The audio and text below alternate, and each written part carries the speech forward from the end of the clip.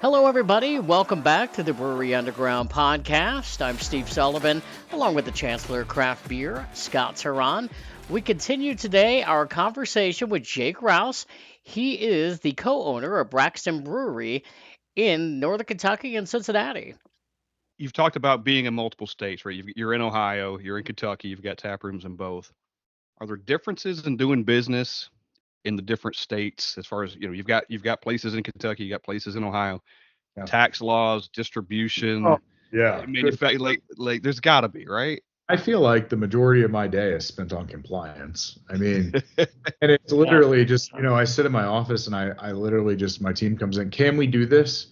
And I'm like, well, let me ask. I don't know if we can do this or not. We got to figure that out. It's definitely challenging. There's no doubt about it.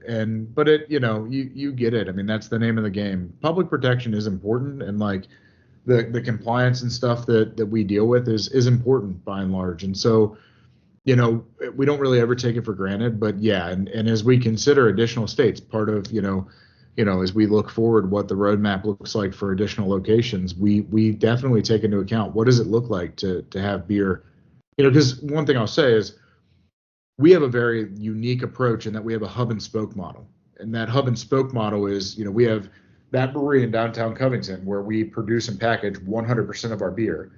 Then 4 miles away, we have a 50,000 square foot warehouse and distribution facility where we either finish it or warehouse it or whatever, and then it goes to all of our tap rooms. And so you start to think about the logistics there of what that looks like and how that comes to life. And you start to think about what it looks like to add additional tap rooms as you're doing this, and it becomes a puzzle. It's pretty interesting. I was just gonna say, do you use the same distributor for both because there's close proximity, or do you have to use different ones because it's different states? We have 9 distributors. Oh, good. I bet that's easy. 3 states. It's fantastic. Yeah. Absolutely. Sorry I brought that up. Yeah. Oh man. Well, and so you mentioned the different states of dealing with them. We don't want to ignore your location that you have in Cincinnati in the over the Rhine area. Yeah, that's an interesting one. It's definitely, as we think about kind of the migration of population from downtown to suburb, it's definitely, of all of our locations, the one that's felt the most pain over the past 2 or 3 years. That neighborhood was going through an incredible renaissance, and it still is in many degrees. It's just very different and a lot more difficult because Cincinnati, while it's not a massive metropolitan area, it still has a really good number of Fortune 100, Fortune 500 businesses that are headquartered there. Kroger, Macy's, some of the massive CP Procter & Gamble. They're still not back to the office. And downtown businesses are definitely still feeling that. And so, what we've done to try to adapt is, the first thing we did is we looked at the space. It was 7,000 square feet. And we're like, this is too big. It's too big for what we're doing. So we partitioned half of it off into a private event space that now houses events for up to 100 people. And the other half is open to tap room every day of the week, and basically runs through that. And so we're excited about kind of how the neighborhood continues to bounce back, and we're trying to do what we can to be as big a player in that as we can. But it's going to be an interesting one to see what happens there. I was personally surprised, at least I was, a few months ago when Taft had closed their location there and over the Rhine, not far from where you guys were. I mean, you don't have to speak about that, but it kind of really surprised me when that happened. Was that kind of eye-opening for you guys a little bit? Eye-opening because of how fantastically executed that experience was. I thought that place was gorgeous. The amount of heart and soul and money they poured into that building was wild. Not so much eye-opening to what we're seeing from just a pure foot traffic perspective in OTR right now. And I think that the overhead in that facility was probably a lot more than what we had in ours. But it's unfortunate. Anytime you lose a brewery location like that, it hurts. I mean, it as an industry, like, competition aside, you want people to do exactly what you just mentioned. I'm coming to Cincinnati. I'm going to hit 3 or 4 of them, and I want to be one of the 3 or 4 on your stops. you need that critical mass to be able to do that. And so, I was surprised in that. I was sad to lose that location. I thought their food was great too. But yeah, I mean, and downtown is struggling for sure. Steve, I've asked Steve this a half a dozen times, and I still can't believe it. I've asked him, I say, hey, have we been to the Cincinnati Braxton yet? Because I swear to God, not. we can't get past Covington. I'm telling you. Well, we've been to Covington a dozen times, but we're definitely gonna give it some love one of these days. That's for sure. But the other thing I wanted to talk about, and we had actually discussed this before we came on the podcast, was I know a couple of years ago, and I'm just speaking for myself. I know you'll tell us. You had a tap room in Party Source for a time. yeah, I personally loved it. I know Scott did. There were a couple times we were staying at the hotel across the street. One night we shut it down. It was like midnight or something. that's And then awesome. and then COVID hit, and I remember coming up there. I have family up there coming up to visit during the times of COVID, and you could just tell going in there that everything had just changed. Yeah. And it made me sad, and not to focus too much on the negative, but can you talk about from your experience what you really went through from that? Yeah, it's the only location we've closed, and it made sense. It didn't close on a negative note. It didn't close because of demand. It didn't close because we just literally couldn't have people inside for 2 years. Yep. And unfortunately, that space was 900 square feet in the back of the largest liquor store in America. There was no construction path to making that patio feel like it connected to that tap room. Mm-hmm. Because those concrete walls are like 3 feet thick. Like there just was no way to make that work. And so the Party Source actually came to us, and much like what we're seeing now, is they were like, look, we're in bourbon country and we can't keep bourbon on the shelf. We'd really like to do a bourbon bar. In the beginning, we had talked about doing it in partnership and all of these things. And then again, to your point, like it wasn't our core competency. We didn't want to just be a bar. So it made a lot of sense to let that one go. And we retained all the people. We retained the brewer for a significant amount of time. We moved our innovation brewery in location into Fort Mitchell, is where it started in the Barrel House, and now that takes place in our Cincinnati location. It's a much larger facility for that, and basically now you've got a bourbon bar back there, and it was never, you never want to see something like that go, but it didn't make sense at the time, and really you want to do what's right for the largest liquor store in the country because they're also good partners. So yes, it was good, and it was the right time. And that was the labs, right? Braxton Labs, and like Yeah. it was kind of experimental stuff too, right? Because you could find stuff in there that you could maybe necessarily find somewhere else. And we've been in there a couple times. For sure. Yep, you're exactly right. So before we talk about your future plans, and I read an article recently that you guys got some future plans, but specifically, we brought this up earlier too. There were rumors that you might come to Nashville. Yeah. Please come to Nashville. And when we heard it, we were spotting the location. We're like, man, they're going to start construction anytime. Where does that lie? Is that still something in your plans? Hopefully. Yeah, I mean, it's definitely a top city that we're looking at. I will tell you, the future of Braxton exists in more experiences, more physical experiences than it does in more production capacity. To your point, I mean, we were just talking about distributors. I love them. They do a great job in helping us build our brands, but the more control you can have over the end-to-end experience with the end customer is just the better. And for us, I like to say to people who ask us, like, why have we been successful? I think it's because we think about beer differently. We think about beer as kind of a vehicle for the experiences that it creates, and we deliver on those experiences in really, really unique ways. I mentioned that Dark Charge Festival and what that looks like. We partner with amazing companies across Greater Cincinnati to bring this stout to life in ways that people who would never try a barrel aged imperial stout come and give it a shot and like, oh my gosh, this is truly amazing. And so And so as I think about the future, Nashville is definitely on that list. We were gung-ho about 4 years ago, about really pushing this one forward. Just frankly, interest rates were different then. Construction costs were different then. Nashville rent was different then. I'm sure you guys feel it every day. And so it's definitely stuff that we're looking at, and it is definitely on our list of places. I've been, I mentioned it a little earlier pre-show that Nashville is one of the few cities that I would move to tomorrow. I love the culinary scene, and I'm not even talking like just I feel like it gets a bad rep for Broadway. I think Broadway is fun, but like the culinary scene, the brewery scene, the 12 South area, like there's just such a unique culture there that I love and adore. So I would love to get back to Nashville for sure. With a rooftop, hopefully. We would love to have you, and we'd be first in line. Yeah, there we go. Fantastic. Yeah, call us with the ribbon cutting. I'm telling you. And we. So with that being said, talk about some of your other future plans that you guys have. I think you do have some, and you've got some other areas you want to be in, and maybe some other locations you want to open. Yeah, Union is the main focus now, but we are definitely, looking for a couple others.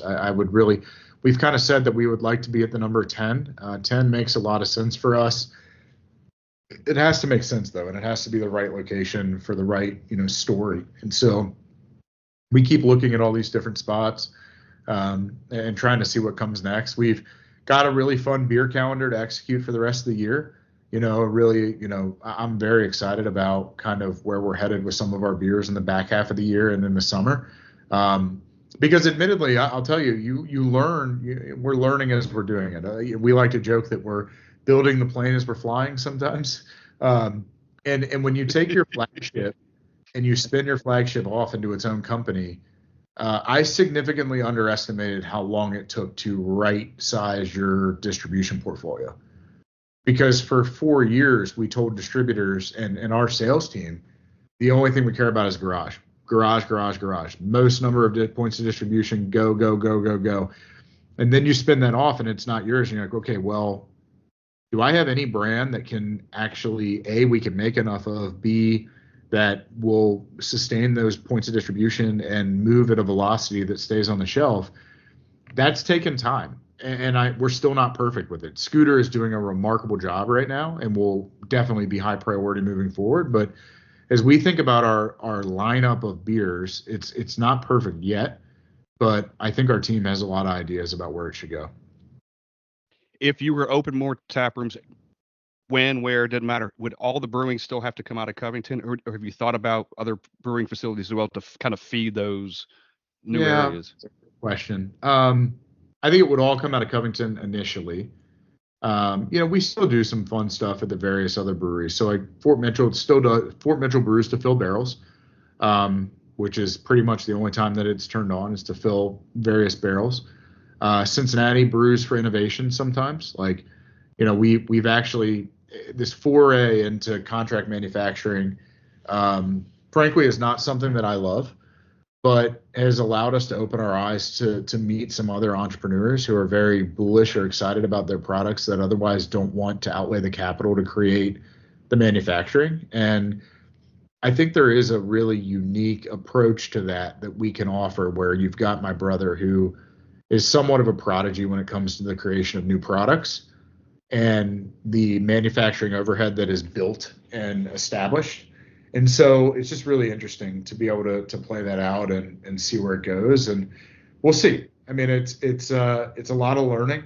I told our board of directors and our investors that, this year is going to be a lot more learning. And next year we think that we'll be in a much better place to really grow and sustain.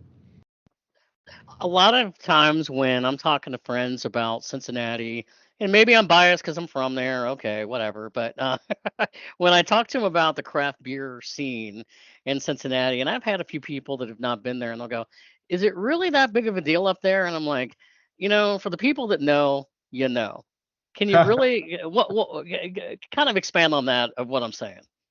Yeah, I mean it is. It's the second largest Oktoberfest outside of Munich. It is. Love it.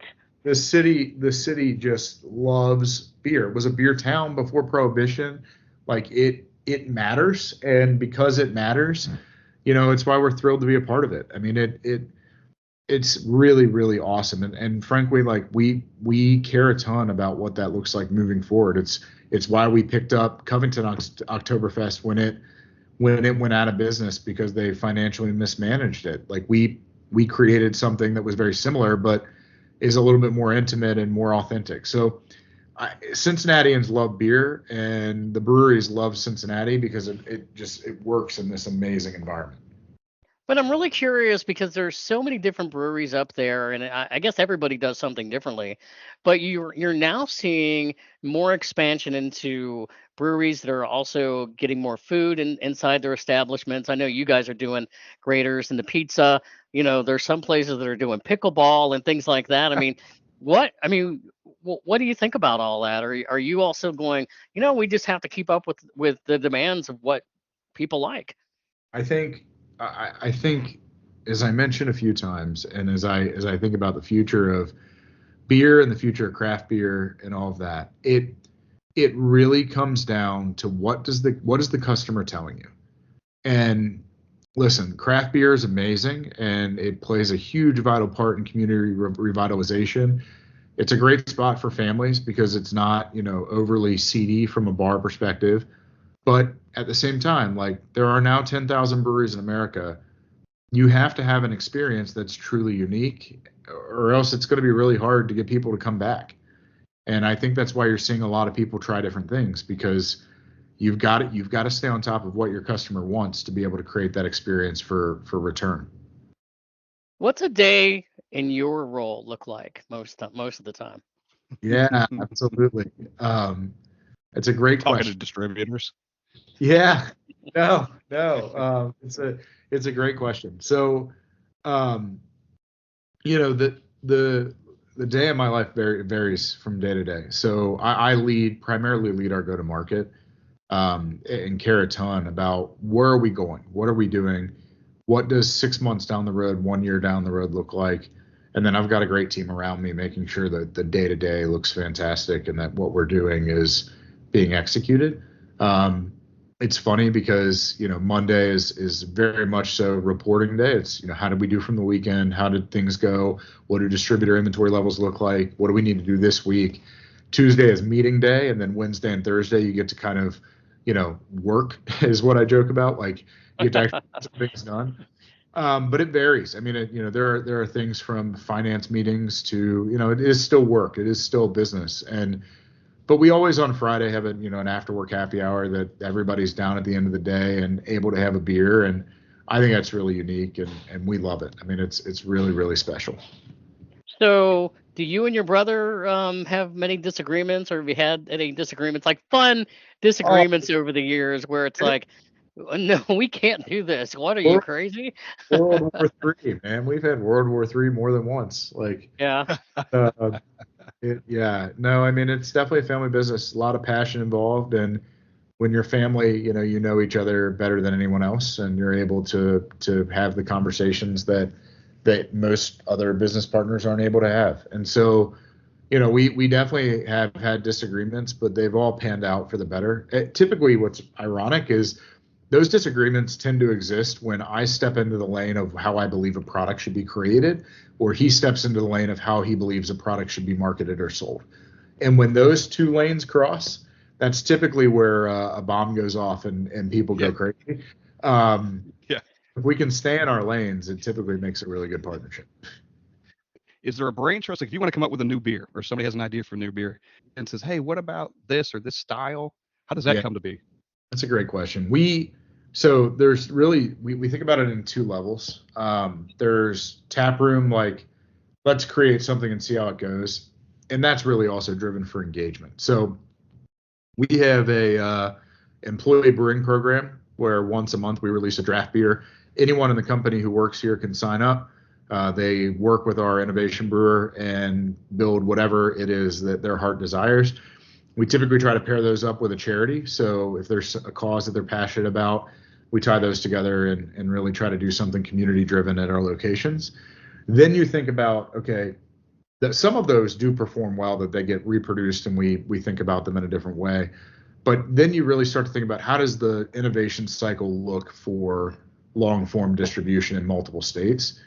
That's really driven from data. Like, I live in IRI data, to understand what are customers drinking, how are they voting with their wallets, what innovations are actually working, where do we feel like our brand fits? Because a lot of places it doesn't, meaning styles, and how does that all play together?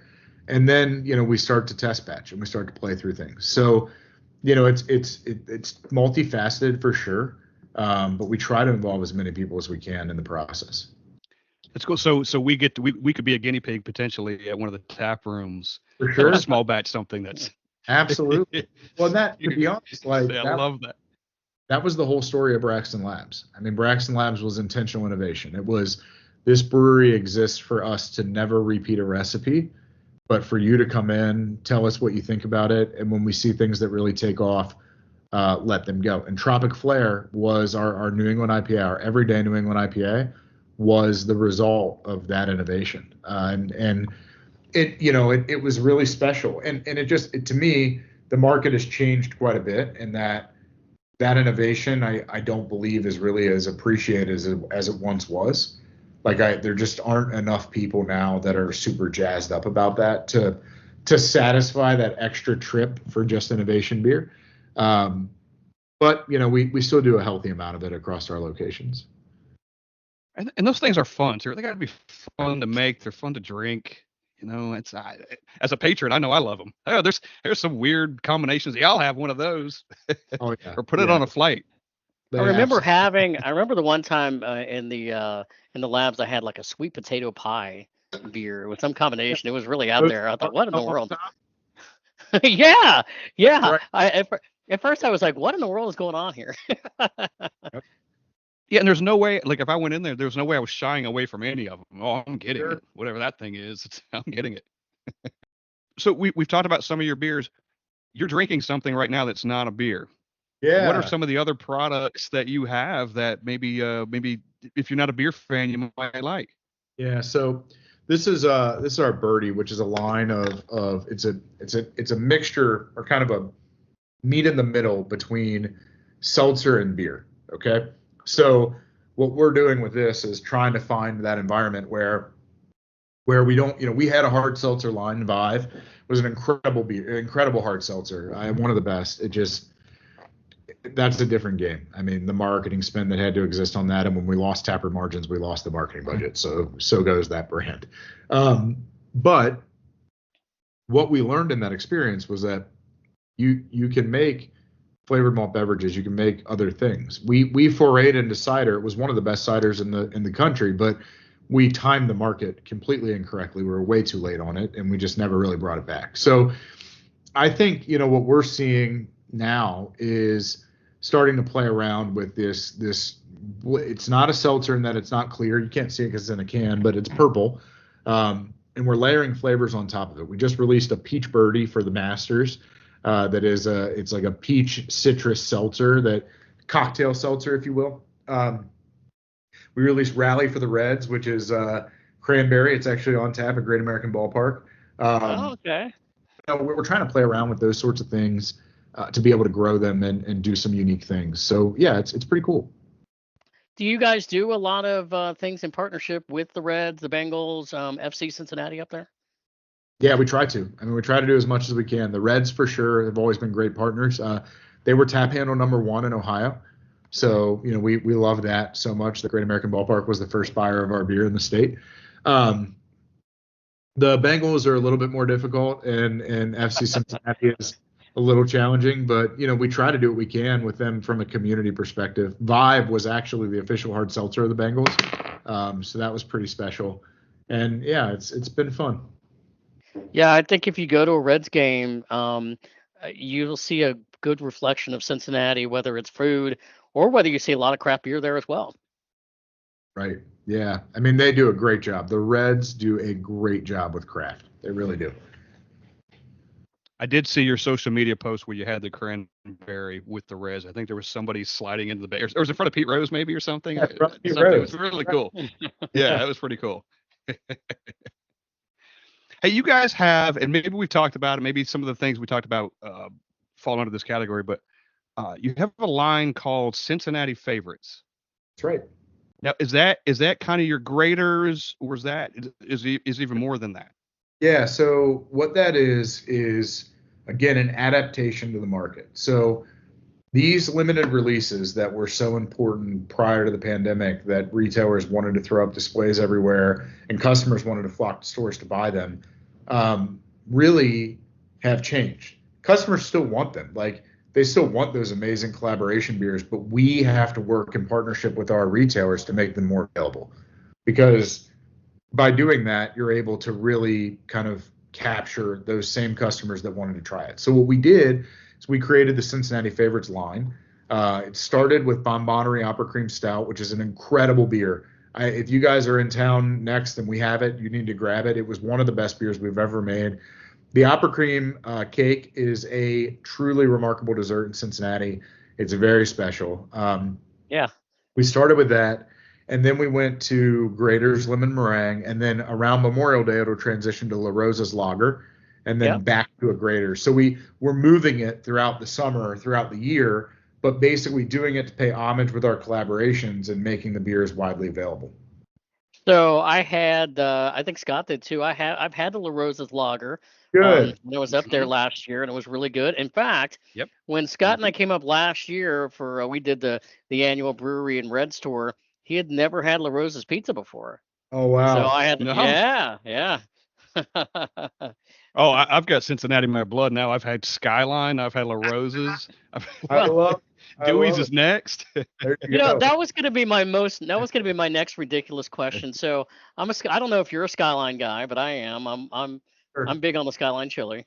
I've joked about this with Scott and some friends. I know it probably shouldn't happen, but I'm like, when is the Skyline chili beer coming out?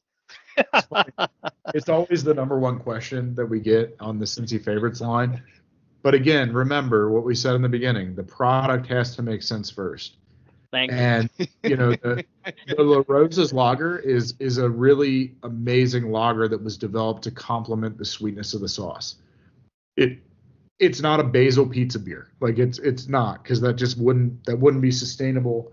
It wouldn't be what the customer's looking for. And so I would love to do something with Skyline, just because, again, they're so iconic to the entire city. We haven't really figured out what that would look like. I agree. I can't imagine either. It's like, is it all about the cheese, or what are you going to do? Right. Oh man, it's the chili, man. It's got to be the chili. Yeah. The chili with no beans in it. I read something, and it's not a question. It's kind of a cool thing. It was an article you had done. You were a part of, and there was something about the cooks that worked at the airport. When we were asked to put a brewery in the airport, and we underwent the idea of what the logistics would look like to put a brewery in the airport, we did it.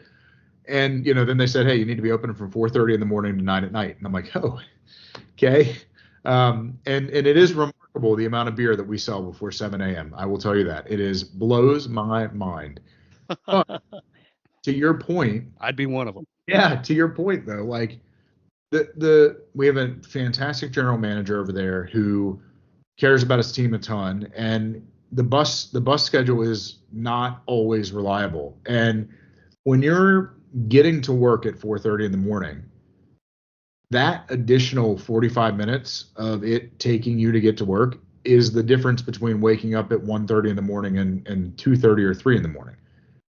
Mm-hmm. And so we're like, look, this is solvable with a $20 Uber ride, and we've actually been able to keep people for it because they know that they don't have to, you know what I mean? Like, it helps them a ton. So thinking about problems differently is definitely something that everyone needs to be doing. And for us, we're trying to practice what we preach as much as we can. Well, and it benefits you at the same time, because people can get to work, and they can get to work on time. If you don't have them there, shoot, man, you don't have a business, I can assure you that if I missed that bus at 2:30 in the morning, I'd be questioning whether or not I'm going in. Like, that's exactly right. So yeah. And the inside joke always up there has been, you have a you have a location at the airport. It's actually not in Cincinnati. It's Right. the Cincinnati Northern Kentucky Airport that is located in Kentucky. You're right. So we talked a little bit about community earlier in charity, but you guys are involved with some charities too. You're whether it's volunteerism and donations and things. You want to talk about some of those organizations you're a part of or you work with? Yeah, we do a lot. I mean, we try to do, wish we could always do more, but some of the best things that we do are partnerships with some of our best accounts. In fact, down in Nashville, the Double Dogs restaurant chain is one of our best friends, and we make their Diddley House Lager. And in doing that, we make Diddley House Lager. It's co-branded with Double Dogs. And in doing that, we team up with them, our distributors, and ourselves, and donate $10 a half barrel that they sell across their chain to local animal shelters. And then once a year, we usually do like a Barktoberfest where all the dogs come and dress up around Halloween. It's hilarious. But we've donated close to $65,000 collectively through that project over the past 5 years to animal shelters. And so that's been really, really special. And that's the kind of stuff. La Rosa's, for instance, is a partnership with the La Rosa's Community Foundation. Things that we can do that are sustainable. I personally, like, maybe it's just the entrepreneurial part of me, I love sustainable charity like that. Those types of things make a ton of sense, where it's not, organizations that have to continually try to find the next donor. That just seems really challenging.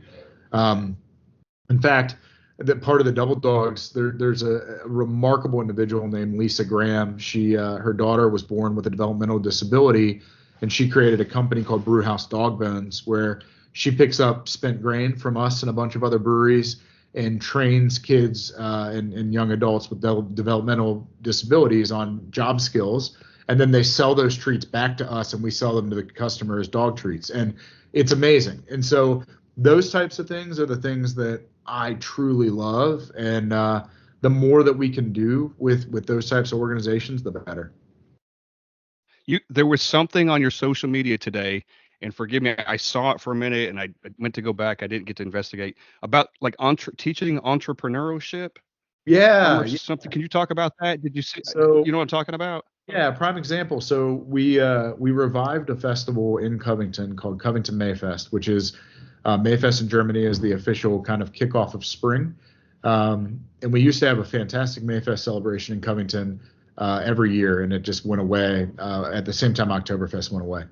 And we're bringing it back this year because we just feel like it's time and people are ready for it. And one thing we did, Mayfest has a lot of vendors, a lot of, artsmen and craftsmen making and selling things. We partnered with an organization that's coming on Sunday of that event called Young Entrepreneurs Foundation. And basically what they do is they create platforms and marketplaces for entrepreneurs under the age of 18 to sell their products. And they're going to set up 50 booths at Covington Mayfest and kind of have all these different things for kids to be there. And it's going to be awesome. I can't wait to see it. How many of them are going to open a brewery, you think? I don't know. I don't know what I could even say about that. So we're going to say none because they're way too young. When they're of legal age, of course. Right. We have a couple of more questions, I know, and then we'll let you get back to your day or your night. But there's something that I'm really curious about, and it's more along the lines of the changes that you have seen in social media from the time that you guys started your brewery till now. What does that look like as far as what you pay attention to? Yeah, it's really interesting. I mean, just from pure content perspective, the movement of video is challenging. Like it's challenging for everyone. Video creation, content creation is so expensive and difficult to do well. And so, we've seen that happen. But in terms of engagement, like it really comes down to meaningful stories and meaningful kind of content. And so, the gal who runs our social media is truly remarkable. And she's also a photographer. And that helps a ton because she's incredibly creative. She thinks through the lens of her camera and creates that content right on the spot.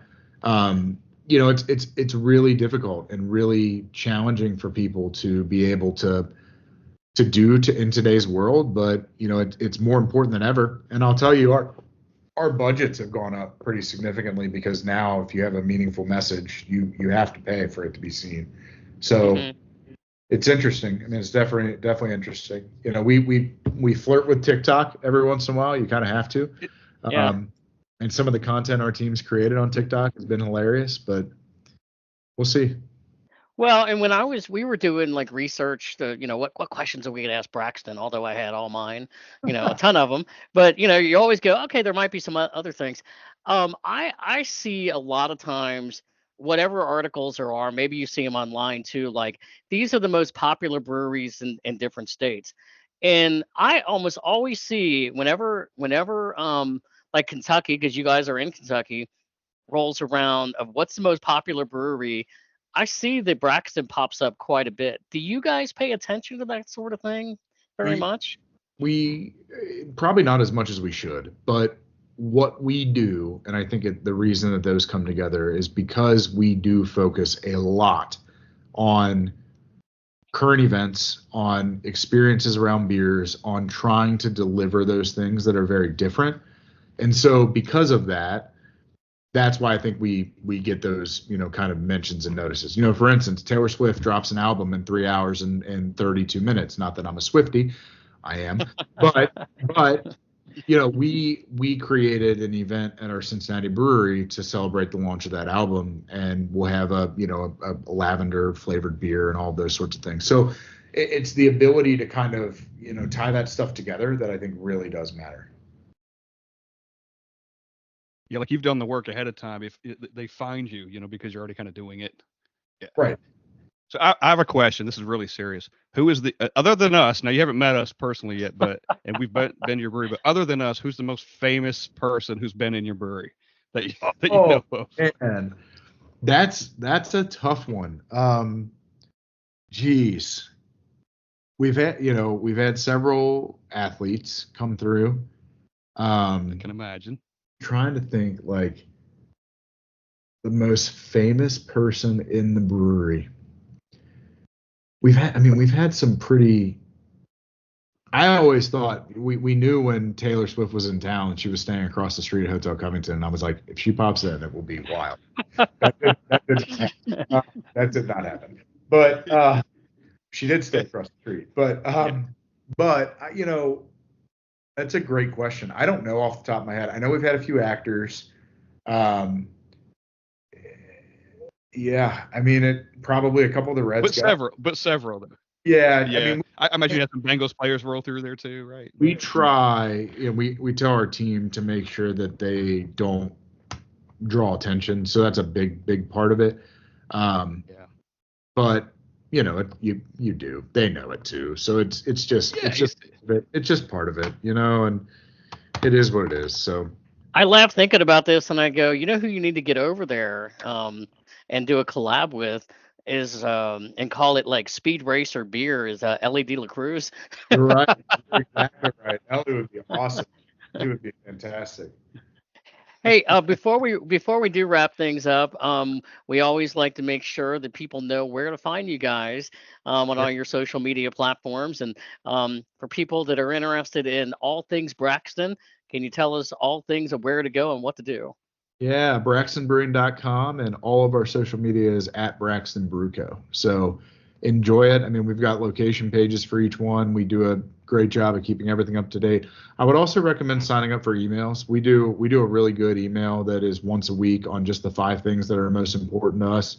We think you would enjoy, and I think that would be a good place to find us. Let me just say, I think you're a very progressive brewery. We really enjoy you. We're not just blowing smoke. We've been there. We've lived it. We're going to do it again many more times. Let me know when you are there next time. You've got my cell number now. Send me a text. We will be there just to say hi to you. We'll be there Memorial Day weekend, so we'll make sure to reach out just to say I want to shake your hand. Yeah, please do. That'd be fantastic.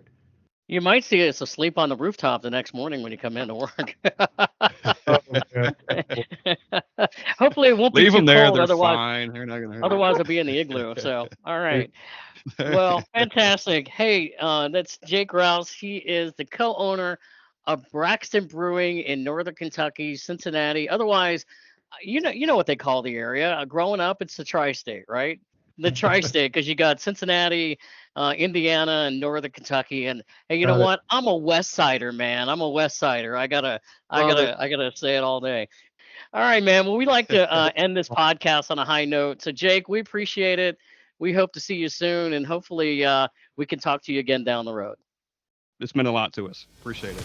Thanks for having me. I truly had a lot of fun, and good luck with the podcast. It's great. It's going to have to give it a listen and give it a share once this comes out. So thank you guys.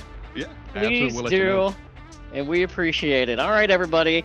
This is going to wrap up the Brewery Underground Podcast. For Scott Touron, I'm Steve Sullivan. Cheers.